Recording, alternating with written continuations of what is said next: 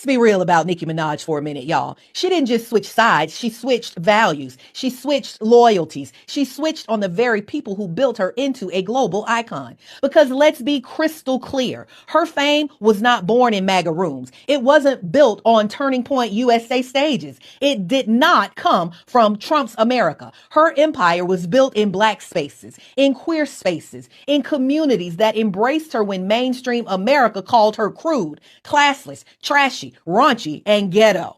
And now she's tap dancing for the exact people who once despised her. Not because she grew, not because she thinks for herself, but because she saw a new lane to explore. This is about aligning with a political machine she thinks will shield her from criticism and consequence. She wants the illusion of power more than the reality of accountability. This is the celebrity tradition of using black culture to rise, using queer culture to shine, then abandoning both when white conservative approval becomes more profitable.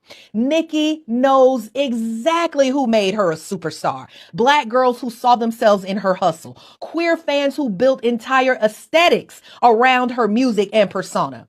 Communities who fought for her when mainstream America wanted absolutely nothing to do with her.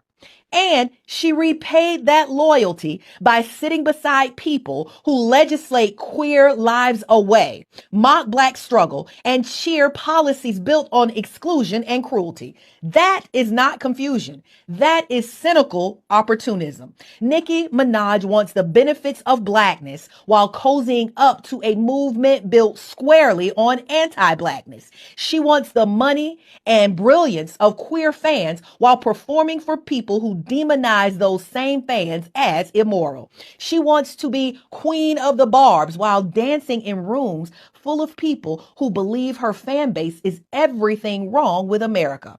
Nicki Minaj didn't just switch sides, she switched currencies. And the currency she gave up was us, black people, queer people, the communities that carried her, crowned her, and kept her relevant long after the industry moved on. You cannot build your throne on blackness and queerness, then run to MAGA and expect the kingdom to follow. Nicki Minaj now stands as a cautionary tale. What happens when an artist sells out her people for applause from the very crowd that once booed her? The same crowd that called her ghetto, called her too sexual, called her a bad influence, called her fans degenerates, called her entire aesthetic a